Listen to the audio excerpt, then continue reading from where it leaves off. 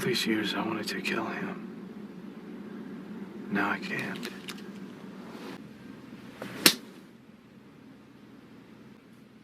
Your father would be ashamed of you. Hi, this is Michael Uslan. You're listening to Batman on Film.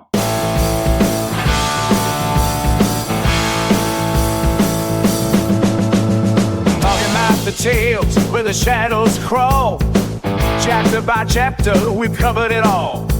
From the capes and cowls to the darkest night. Every film, every fight, a fancy light. Turn the page, Gotham's glory awaits. Batman on film, where legends create. Oh, we ride through the Gotham skies. From the bat's rise to the villain's eyes. Turn the reels, where the story is bright. A Batman on film, the legends alive. Break down the madness, scene by scene, where the city's pulse and dark dreams convene. From the old to the new, the saga unfolds. A vigilante sail in the echoing cold. Step into Gotham where justice turns. Through words and whispers, the bat returns. Oh, we ride through the Gotham skies. From the bat's rise to the villain's eyes. Turn the reels where the story is bright. I'm Batman on film, the legend's alive.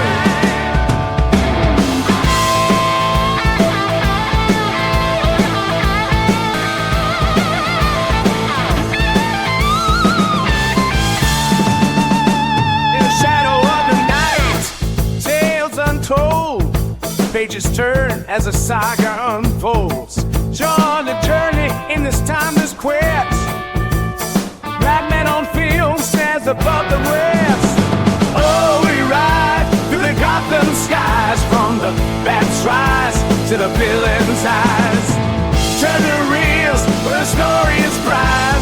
I'm Batman on film, the legend's alive.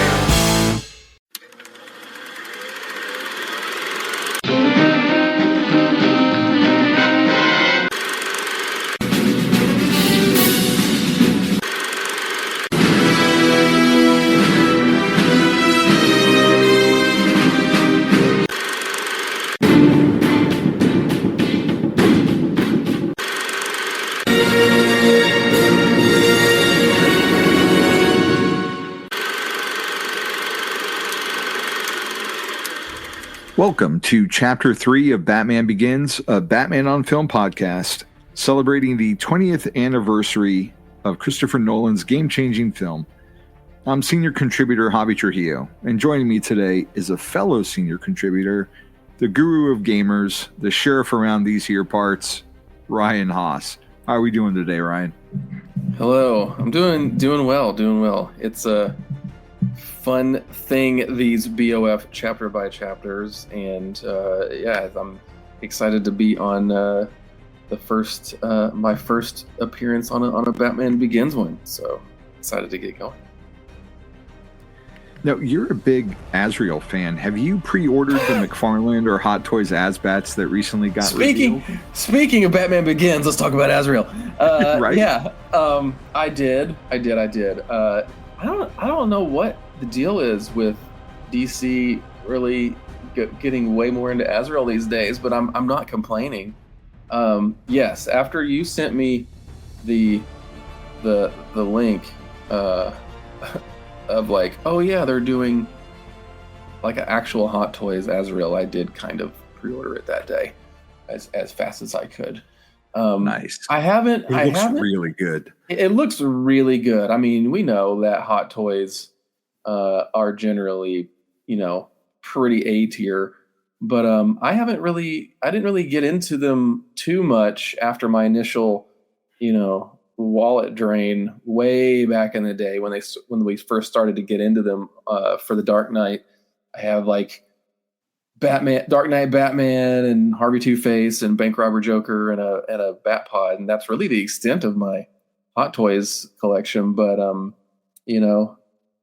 seeing it like a legit like Nightfall like Azrael is great. The interesting thing is that they're doing it through the Arkham Origins license, which is not a bad thing because that was like a whole deal. Like when Arkham Origins came out, to have like the Nightfall pack and the Nightfall skin and all that.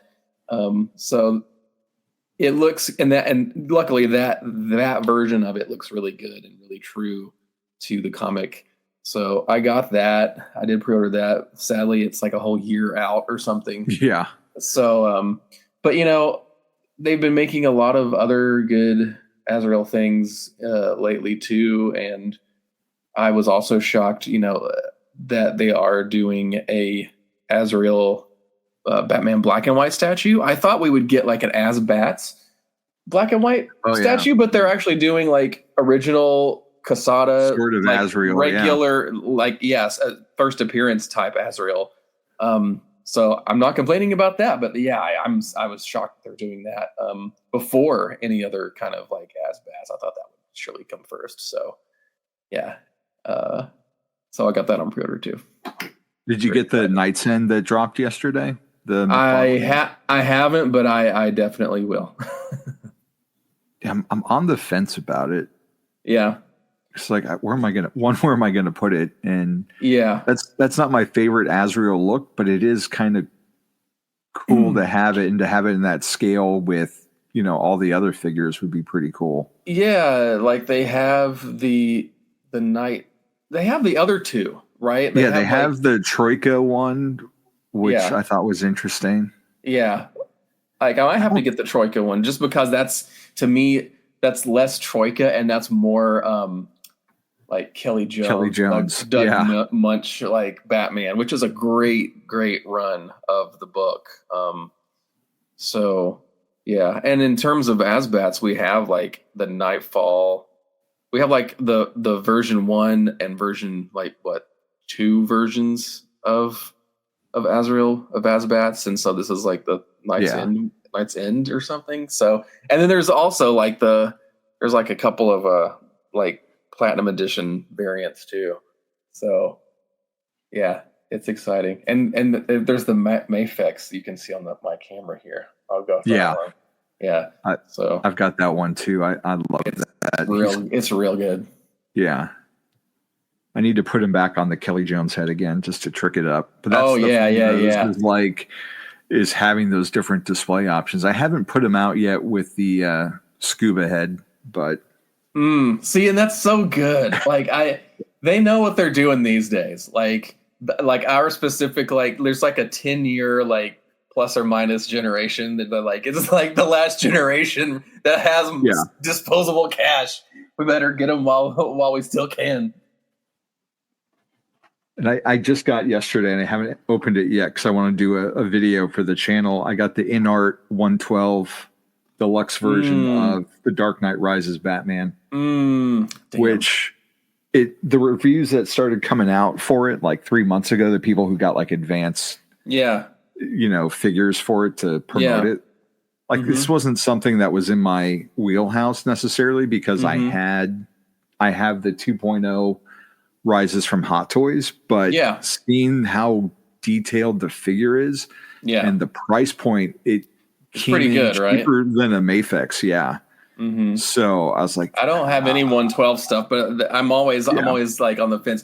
And another company that's impressed me lately is Beast Kingdom. Like last year, I got like I think two Beast Kingdom things, like the Returns, like they had like a Batman Returns Batman and stuff, and it is really good. Yeah, nice. Well, before we dive into the episode proper, tell me about your first experience of seeing Batman Begins. Was it at the cinema?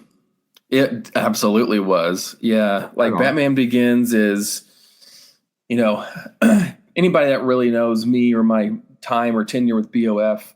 I mean, I was a patron of Batman on Film since I was in like 5th grade, ever since Jet D60's Batman 5 page. So it was a long time coming, and following the website and following every scrap of news back before there was any news to be had, all the way until Batman Begins came out. So I was very excited when the movie finally did come out. was a crazy summer, just, I was thinking about this just this morning, just because when saw Superman last night, James Gunn Superman, and you don't really know that you're in a very pivotal moment for movies that will mean something to you when you are actually in there. It takes a while, I think. And it's definitely like that at this point, because now I look back, I'm like, man, 2005, that was like the summer of Revenge of the Sith and Batman Begins in the same summer, just like a month-ish apart. And it's crazy, how that feels both like forever ago, but also like yesterday for those movies, and how central they are to the pop culture landscape at this point. So yeah, I remember seeing Batman Begins in the theater. I think I saw it maybe at least 2, maybe 3 times that first weekend. Was a senior in high school, and in the right in the summer there, and it was just I was just completely blown away. I can't, the whole feeling at the time was, I can't believe they're getting away with this. They've made a Batman movie that I feel like only I would have wanted to see. Yeah. And the complete 180 of a movie. It's like, oh, I can't believe they're doing this. This feels like the Donner version of what Batman would be, but with modern sensibilities. And yeah, so I just remember being just completely at peace, at one with my Batman fandom, when I was watching that for the first time. It seems like you're pretty hyped for it when it oh yeah. Out. Where does it fall amongst your favorites now that we're 20 years removed and 3 more solo films have come out after it? Yeah, I think, let's see, if I look at my Letterboxd, which is unfallible, I probably have it at 2 or 3. So what does my official computer tell me? It tells me it's at number 2. So it's my number 2 rank Batman movie. So yeah, it's good. And just watching the clip for this episode, it's just, I'm like, oh yeah, I've seen this a million times. And I can just see it, I can just see it in my mind, and it replays at this point, it's just it's like a song, right? It's just like a crescendo of a trilogy of movies.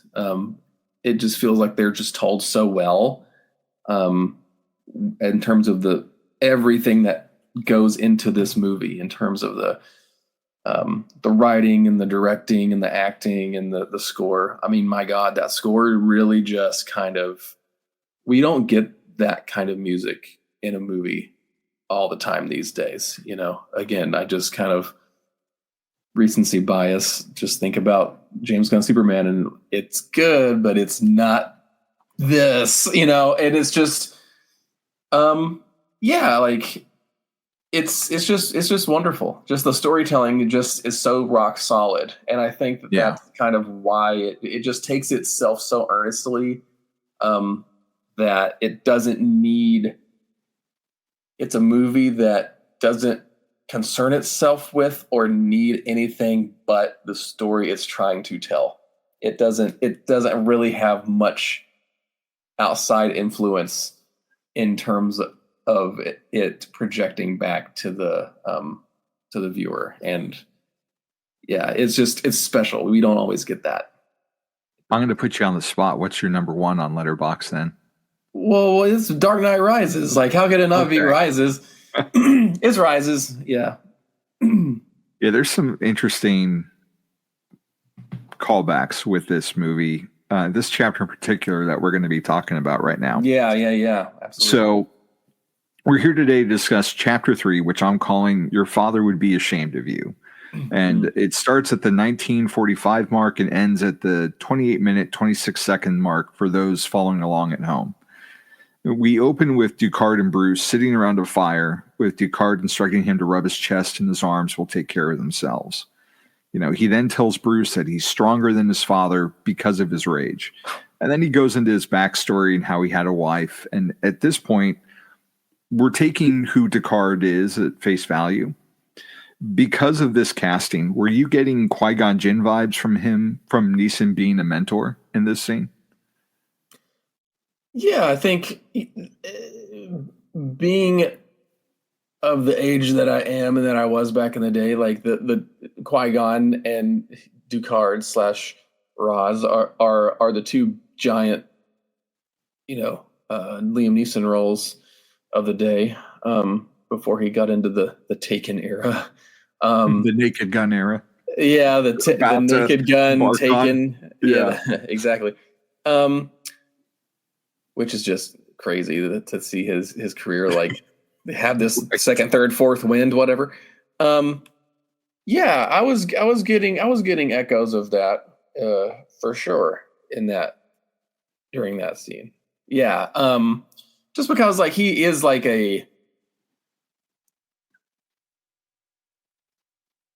good age up from Bale. Like he's that like, like when you'd hear Tim Burton talk about casting for Batman 89, and he would say like, oh, I had to find for Grissom, it's like I had to find somebody that could believably be a boss for Jack Nicholson, and they found it in Jack Palance. And I think that's maybe not that exact same like level here, but it just feels like the casting works so well to have Liam Neeson kind of paired as a mentor to somebody like Batman, Christian Bale's Batman.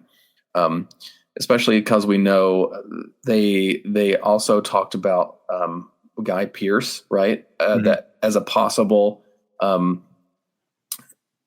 casting for that, and that would have been more of a brother on brother peer kind of relationship. Yeah. And which would have been interesting, but I think that would have been at like maybe odds with also having the younger skewed Scarecrow too. So I think having that more older, wiser mentor figure, but not too old. I think that keeps the mystique. That keeps the mystique of Ra's al Ghul kind of intact also. So just all around, and because like you have that mentor vibe already, it helps sell that turn later on in the movie too. Yeah. It helps with the magic trick that Nolan pulls in the third act of the movie. And granted, they weren't even thinking this far down the road at this point, but like, it would totally change the vibe of Rises if you couldn't have really done it that way. The timing wouldn't have felt right. Yeah, at all. Absolutely. Ducard asks why Bruce couldn't avenge his parents, and we cut to another flashback. Finding Bruce back at home at the manor, walking with Alfred. And Bruce is back for Joe Chill's hearing and has no intention of going back to Princeton. Mm-hmm. Were you shocked to hear Bruce's hostility to his former home? No, I wasn't. As we know at this point, Batman Begins actually is kind of our collective fandom gap filler for what happens between Dwayne's murder and Bruce becoming Batman, because the comics, especially at the time, had not really been that prescriptive of all of the things that transpired. But yeah, I think it totally jives with the angry, lost, directionless Bruce Wayne at the time. You kind of have to be like, he's this angry person that wants to do something with his life and hasn't yet found Batman to do that. And Joe Chill's still alive, and so he knows he wants to do something with his life, or something's maybe not even that. Something's missing, and he hasn't found it yet. and that's being replaced with this this anger and drive that is directionless until he gets into the League of Shadows. And what's really cool about going chapter by chapter with Batman Begins now is that we do have the Batman to kind of compare this to. And in the Batman, we still get that same kind of very angry Bruce, but in that movie, he's already Batman, and he has to find like something during his time as Batman to make that switch. So it's really cool because you watch at the time, watching the Dark Knight trilogy, it's like, well, they can't really. What can they do? They can't really do anything after this. That would make sense for Batman as a character. Like, what else can you explore? But it's cool to see like Matt Reeves in the Batman, like be able to kind of take that torch and move it a little bit and tweak some things, but it still stay true to the character. Which again, going back makes Dark Knight trilogy just that much more special, I think. Because, it does it feels definitive to me at this point. And it's cool to see different shades of the character be explored as we go. But yeah, so I wasn't surprised that he was had that the attitude towards school or towards life at that point. Well, like in this movie, we get, it's a character arc for Bruce, and it's Bruce's movie. We have more of a fully formed Batman by the end of it versus the Batman. Like, as much as I love that movie, like his Bruce Wayne isn't like your traditional iconic stereotype Bruce Wayne in the Batman, versus Bale figures it all out in the course of one movie. Yeah. And like, that's a totally different character arc, but they both have their respective character arcs. But like you said, like the Dark Knight trilogy is like a fully formed thing now. And we're still on that ride with Pattinson. Yeah. And I think, you don't know it in the moment, but like, I wasn't taken aback, but I was surprised to hear, Bruce say he would tear that, if he had his way, he would tear that place apart brick by brick. And because from, my experience, like he always had this reverence for his, family. And this scene brings out like the pain that he's still feeling towards everything. And by the time we get to the end of the movie where it is destroyed completely, and now he wants to rebuild it. Yeah. Yeah. Like, so it totally serves and pays off later on in the movie when, we get to the finale. Yep.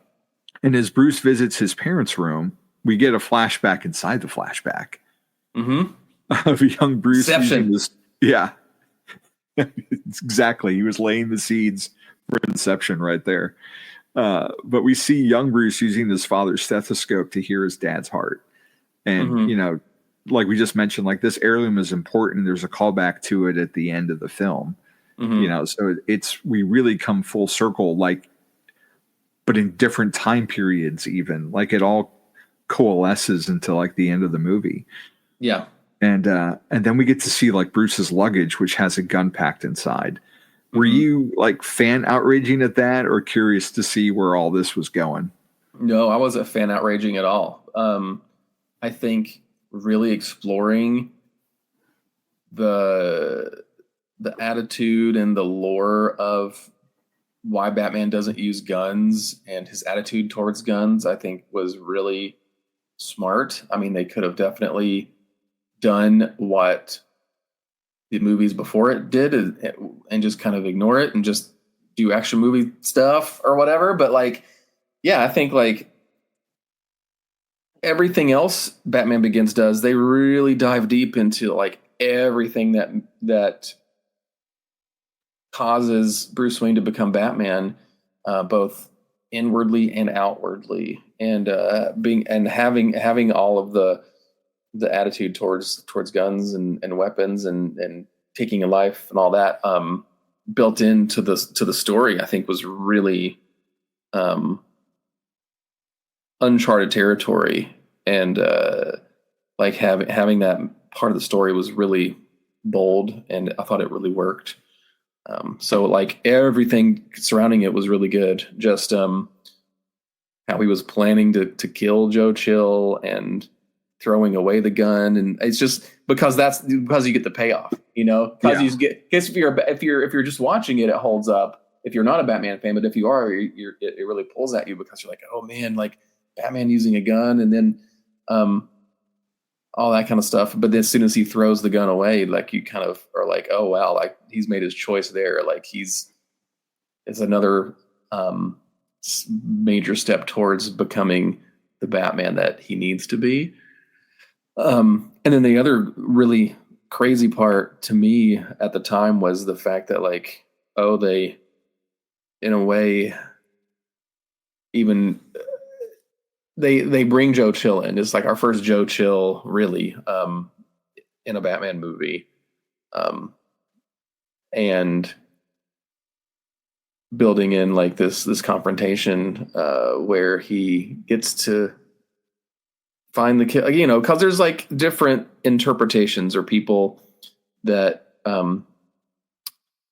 you think, in the comics, like Batman can never find out who killed his parents and all that, because then it might stop him. It might cause him to not want to be Batman anymore or whatever. But in the Dark Knight trilogy is so interesting because he knows who did it, and they're able to confront him. But the vengeance part was kind of taken away from him. Like he'll never be able to have that satisfaction. So it's one of those really interesting questions that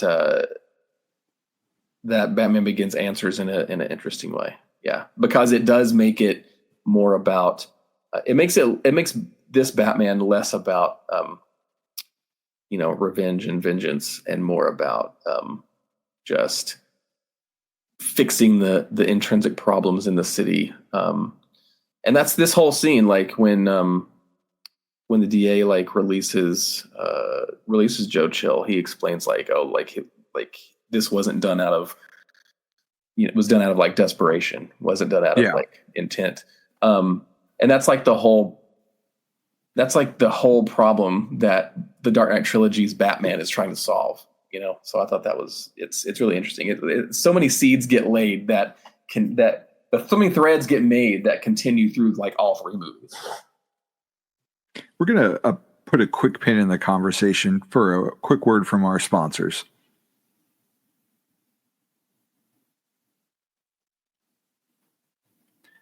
All right, so Bruce then finds Rachel in the kitchen and they catch up. Does Christian Bale feel younger to you in this scene?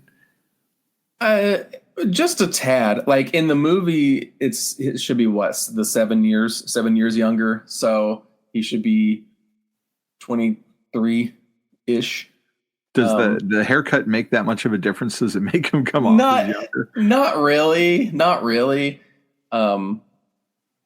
But it works well enough. You just have to kind of go with it, Yeah, I would rather them do that than like recast it for 10 minutes or something. Yeah, because like I didn't clock it when I was a kid, but I mean I definitely notice it now. Like Superman the movie. Yeah, they redub the voice playing Clark and at Smallville, but it's Christopher Reeve talking. Like it never. Yeah. When you're 4 or 5 years old, you're not. Yeah. Making sense of any of that. You're just accepting it on face value. Exactly. And at least there's an effort here to, address the passage of time. Like he doesn't look the same. They trick it up at least. So yeah. But we get like this great line of, Rachel, this man killed my parents. I cannot let that pass. And this whole scene, like even though he's being pleasant with Rachel, there's just this seething undercurrent of rage and injustice that it's it's different than, what we've seen in other versions. Yeah. And, Absolutely. getting to that hearing that you were talking about, and the DA makes his case for early release since Chill has assisted them with their investigation against Falcone. And actually, side note, where do you fall on the name? Is it you go with Oh, I Falcone preferred or Falcone. Falcone. Okay. Yeah, I just fell into Falcone because that's how I always read it. Yeah. I think Falcone and Ra's al Ghul. But we get the opposite of both in this movie. So like, I don't know. Yeah. That's kind of my only beef with Batman, with the trilogy, or with this movie, I guess, is when it sets up like, oh, the names aren't what I wanted, but that's okay. I think that was the first time I heard it pronounced differently than I'd read it in my head, and I was like, yeah. Mm-hmm. Yeah. Yeah. So they go through the trial and how he did what he did, not out of greed, but out of desperation. And Bruce declines to speak and waits outside the courtroom to exact his vengeance. Did you feel there was even a 1% chance he was going to pull that trigger? Yeah, I did. And that's why it makes it so interesting, because you see the rage, you see the intent, you see the, and then it's like the really interesting mirror image, right, of like Joe Chill shooting the Waynes out of desperation, but it's the opposite when when Bruce has the gun and he's like he is intending to shoot him to get the revenge. And it's that whole, it's literally that cycle of violence kind of thing. And when it kind of unintentionally gets broken in a way for Bruce, then it's kind of like like that call where he kind of has the seeds of thinking like there has to be a better way to solve this. Yeah. And it puts him in that very place that Chill was, like with that desperation that you talked about. Like the way he's like nervously sweating and kind of palming the gun and trying to conceal it and waiting for the moment. Like all of that, comes out in this scene. Yeah. Yeah. Until he gets interrupted, the woman comes out yelling, Falcone says hi, and shoots Chill dead, getting him arrested immediately as Bruce watches on until Rachel whisks him away in the car. So you're a comic fan at this point. Yeah, obviously. How did the comic fan in you, like this version of the events of Joe Chill getting his comeuppance, so to speak? Yeah, there's a lot of, it was very interesting to be able to tackle such a giant pivotal thing in Batman's lore is really interesting. We always tend to see what the murder of the Waynes is like for any one interpretation of Batman, but we don't always see it who the killer is and the Joe Chill stuff. We don't always see that with every interpretation of Batman. So this is one of the probably the most interesting one to me. And it's just the fact that it kind of pays homage a little bit to the moment in the comics in the 50s when they first started to explore like Joe Chill, where Batman reveals himself, like where Batman reveals himself and you kill my parents and now you create a Batman and that kind of thing. And as soon as Joe Chill finds that out, he gets murdered shortly thereafter. It's that kind of thing. And that it's a kind of a modern interpretation of that is the way I took it. Yeah. If I'm not mistaken, at this point, 2005, continuity had done away with Joe Chill in 0 Hour. I think it was 0 Hour in 94.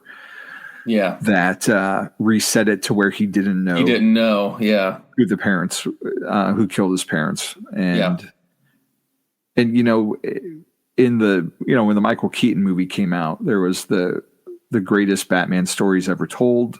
and there was the Untold Legend of Batman that came with your Batman serial, the 3-issue series. Yeah, yeah. So between those two, like I was very steeped into the Joe Chill of it all and Lou Moxon and all that. Yeah. Like it didn't like ruin Batman for me or anything, but I was kind of like disappointed when Zero Hour made it an unknown guy that Bruce didn't know, just because that wasn't what I was used to. Like it didn't ruin it, like I said, but coming into this movie, it was nice to have that Joe Chill representation brought back again, because in the prior incarnation, it was the Joker. Yeah, exactly. You know, so it's is Joe Chill the greatest Batman villain of them all because he's the one that created Batman? It's interesting. He's one that you don't. Joe Chill is never comes up in the conversation of like Batman villains, really, but like he kind of is. Or he comes up and he's a recurring villain. He's a recurring character in so much as like he's a huge part of Batman lore, but only really kind of shows up like once a generation or once once per interpretation of Batman, because he has a finite there's a finite amount of things you can really do with him. Like they brought so like just researching different versions of Joe Chill is pretty interesting. You know, Batman Brave and the Bold kind of did it right. And there's one, like he's technically in Batman the Animated Series continuity, one of the comic books, Batman Adventures, one of the Batman Adventures comics, like has him in it, which is a really interesting issue of that series. I don't remember that one. Yeah, I think it's like it's like the last issue of volume 2. Like, don't quote me on it, but it's like issue 17 or something of volume 2. Batman Batman Adventures. It's really good. So I don't want to spoil it. So go find it on read on those anyways. DC Universe Infinite, Ultra, whatever. And then even the Batman Year 2. Oh, that's right, Batman Year 2. And the other thing that I was thinking of that's recent, that really, because I was like, what was that thing I did that was really good? No, it wasn't Three Jokers. It was Batman Arkham Shadow VR. You and Clow are ahead of me on that one. Not to spoil that game, but they do some really interesting stuff with Joe Chill in that game. Oh, that's cool. Also, so like if you're a Batman lore person, for like Joe Chill and Harvey Dent and all that kind of stuff, like it's already kind of a must play, but like, oh man, like the story stuff they do is like kind of amazing. You know, just a tiny aside for Batman Arkham here, but you think like, what else could they possibly do with the story of, you know, Arkham Batman? And then they do Arkham Shadow, and it's just like, it's just incredible what they actually did. So yeah, in the wake of the super disappointing Suicide Squad game, and then obviously like losing Kevin Conroy, like they were able to kind of pull a pretty nice hat trick and do something really, really good with Arkham Shadow. So play that.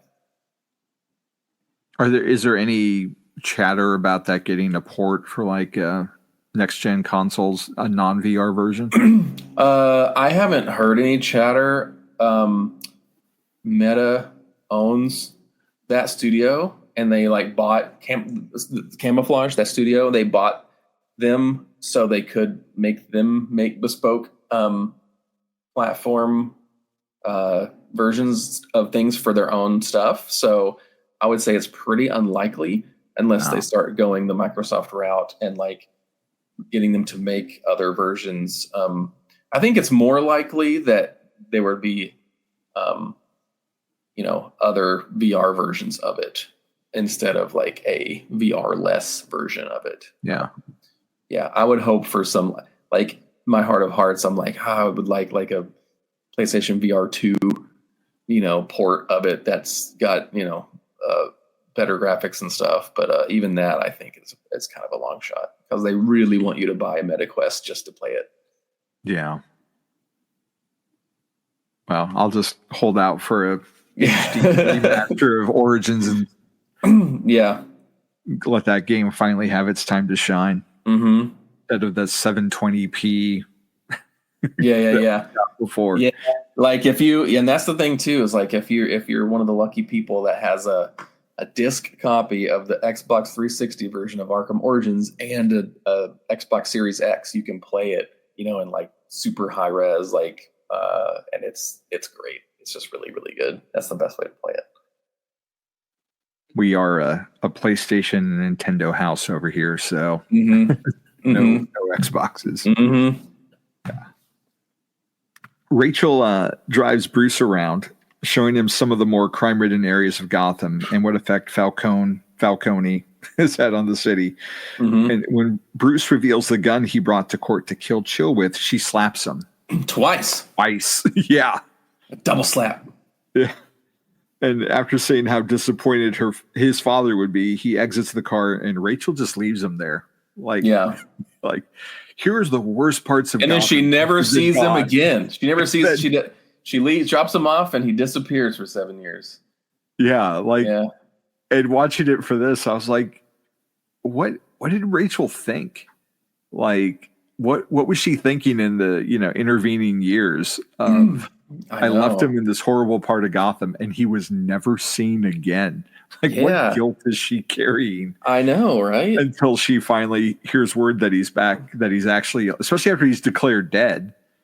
Yeah, exactly. Like, he's just like missing, declared dead. But then when he shows back up, it's like Alfred's not that surprised, which was so funny, But then again, it's almost like maybe Alfred is like, Alfred has ties to like British intelligence and things, like right. Part of me is like, maybe Alfred that's done some research and kind of knows of Bruce's exploits in some way. Oh, somebody's like stealing Wayne Enterprises stuff in a different part of the world, but nothing was actually stolen. Like, I feel like Alfred might have a little bit of an in on that, but I mean, they don't specifically address it, but I feel like Alfred is in on, at some point Alfred gets informed of what's been going on, that Bruce is off on this quest and but I don't necessarily think that Rachel was brought in on the loop. Like, maybe she did, or maybe she came to Alfred at some point and was like, hey, I did this and I left Bruce here. Have you seen him? And then maybe that prompts Alfred to look into it with those, contacts that you mentioned. Right. Like, there's some kind of a story there that the movie really addresses. And, it's not a plot hole. It's just an interesting story, like, opportunity. Yeah. Because, I mean, the movie's already like 2 hours and 20 minutes. So you can't, and it's, at the end of the day, it's not serving Bruce's character. Right. To see all that. But it's something I found myself wondering about, like, what did she go through? Yeah. Because of her actions, Yeah.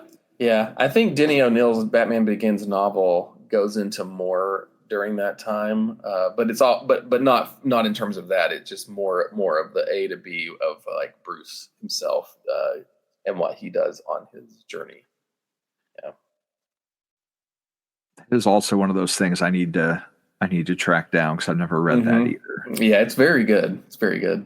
I mean, it's Denny. It's Denny, kind of getting to do a good novelization of some of the pivotal Batman things that he was able to inspire. Like, it's a very cyclical thing, like getting to do that version of Ra's al Ghul from like the man himself, So it's very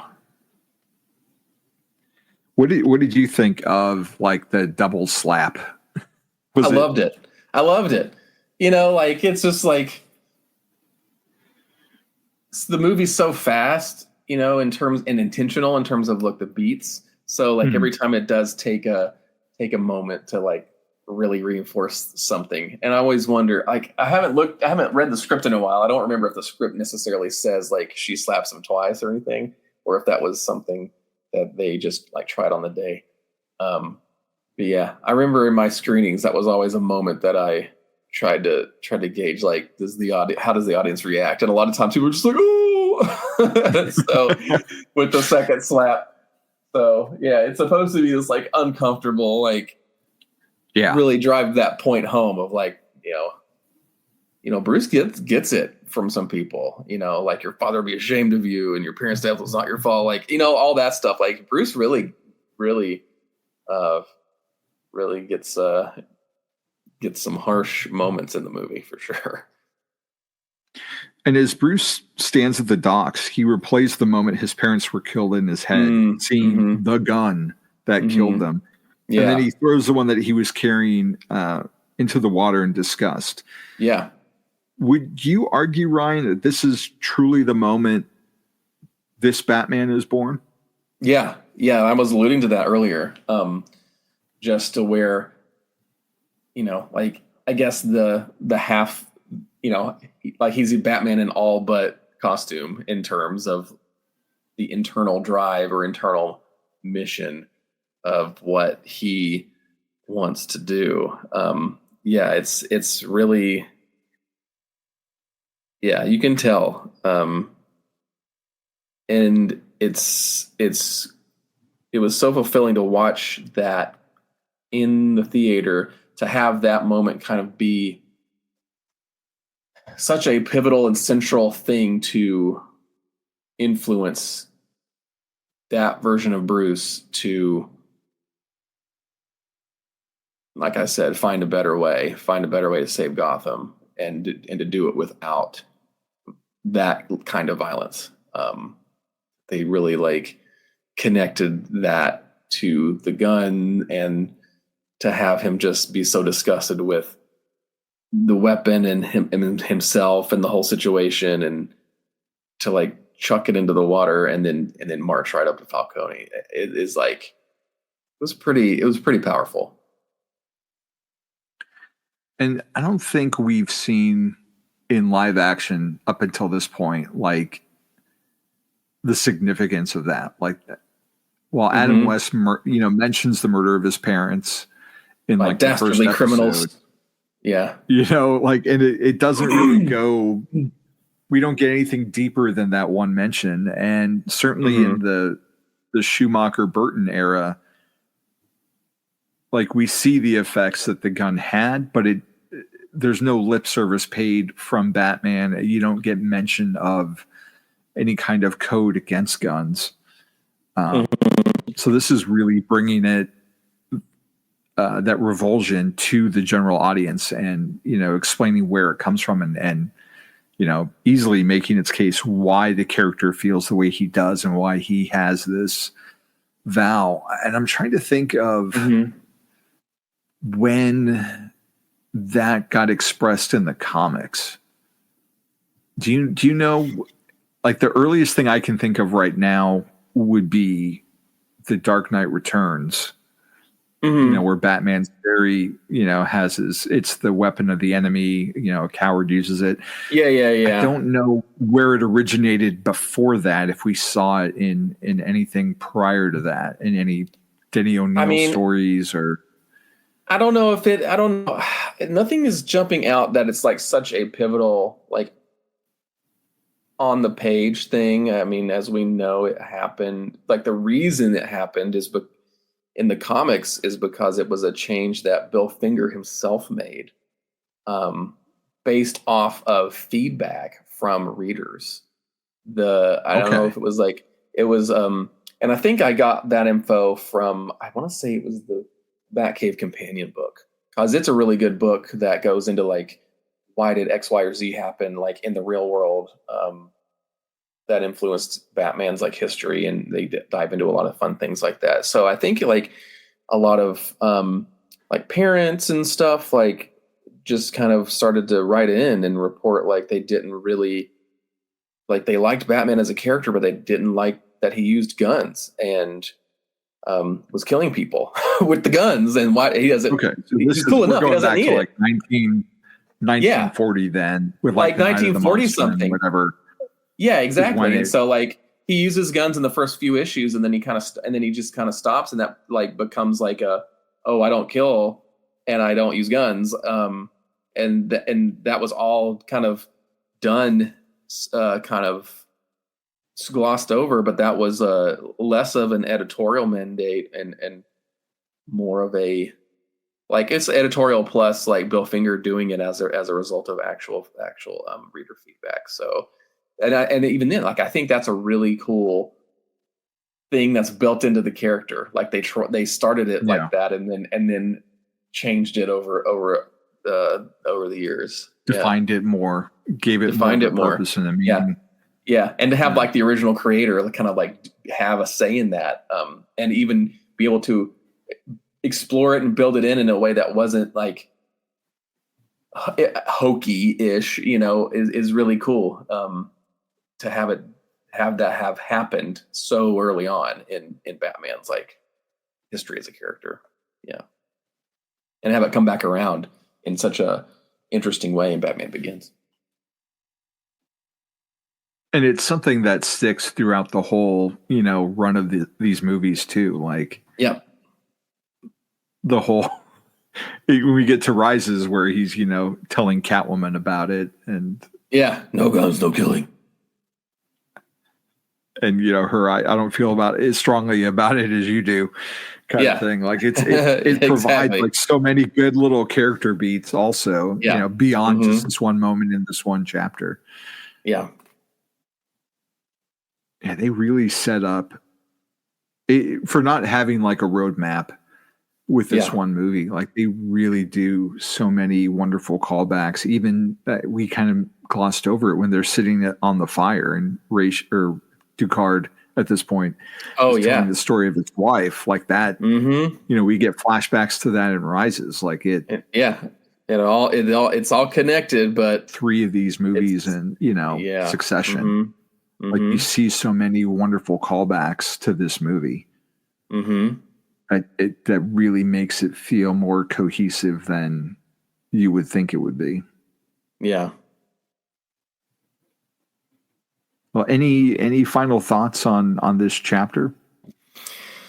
Yeah, I think this whole chapter is a really good testament of like the storytelling ethos of not just this movie, but the trilogy as a whole, in terms of it's these are movies and stories about Bruce Wayne.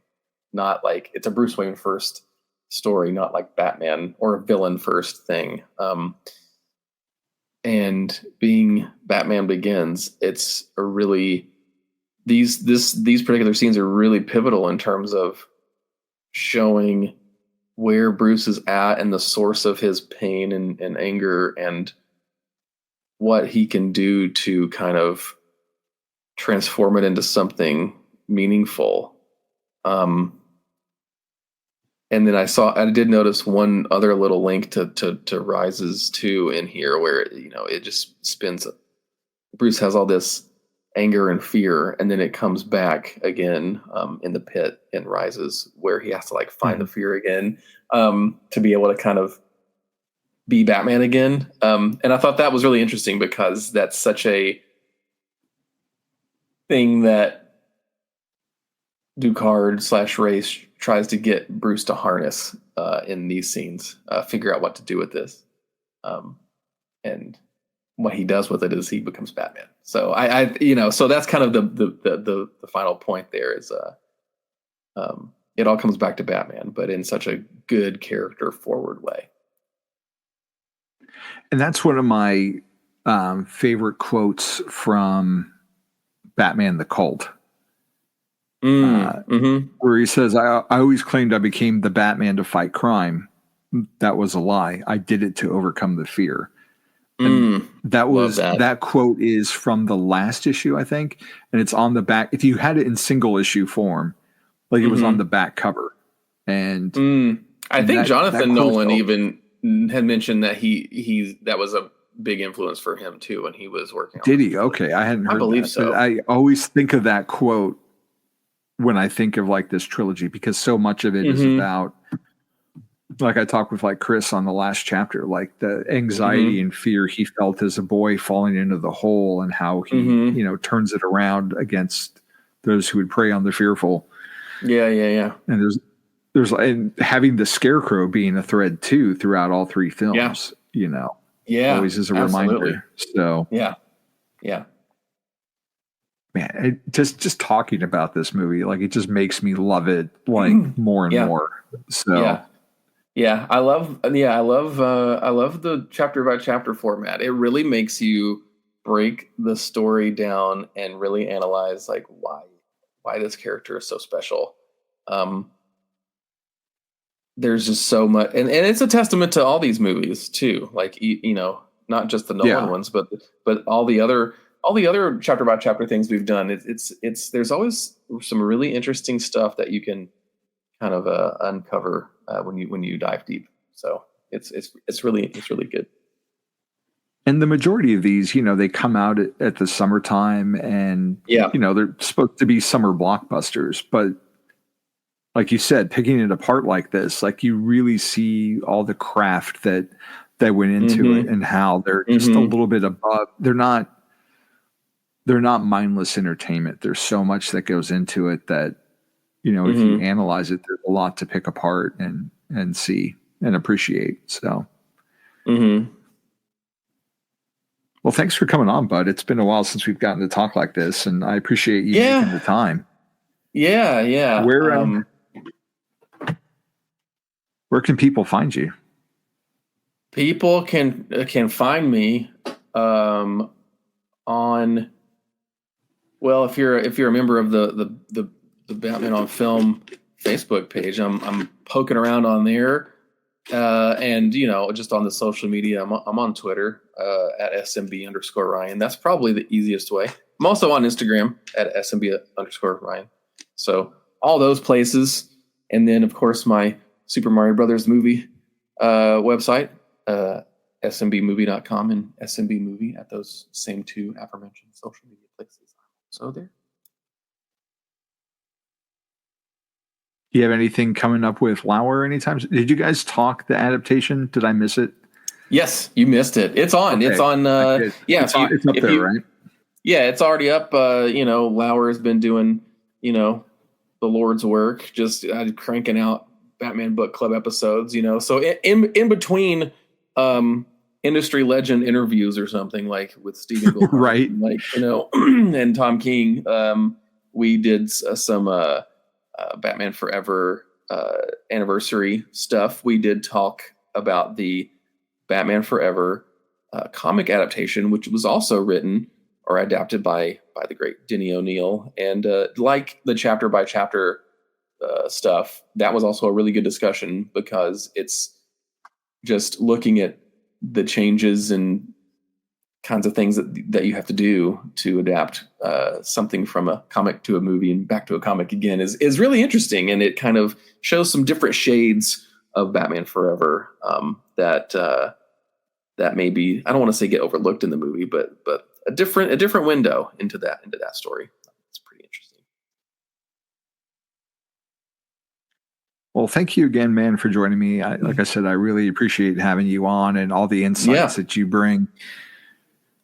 So, and of course, I'm also just all over BatmanOnFilm.com and Batmanimation, and I got to get back on that show at some point. Yeah. Yes, we need to. Yeah, we have done that. We have not. Should do that. We should do that then. We should do the Joe Chill episode of that and make it a little combo. That'd be fun. See, I was thinking of you and I were still supposed to do the Demon. Is it the Demon's Head? Oh my gosh! I'm getting my race titles mixed up. The Demon's Quest. Yeah. Yes. Yeah. That's a two-parter. You and I still need to get to that one. Yeah. Yeah, that'd be great. We have that. Yeah, those are some good. Those are some good episodes. Yeah, absolutely. Yeah. Well, there you go, folks. Hopefully, coming this year. That animation, The Demon's Head, with me and the sheriff. Sweet. All right. Well, thank you for listening, everybody. And announcer Rachel will take us out. You have been listening to Batman on Film Chapter by Chapter, a BatmanOnFilm.com podcast revisiting the cinematic adventures of the Dark Knight, scene by scene, chapter by chapter. Follow Jet on Twitter at Batman on Film. For BOF News only, follow at the Batman on Film on Twitter. To become a BOF patron, go to patreon.com/BatmanOnFilm. To advertise on BOF, visit advertisecast.com/BatmanOnFilm. For Jet and Team BOF, I'm announcer Rachel. Authoritative, definitive, the original. Batman on Film. Established in 1998.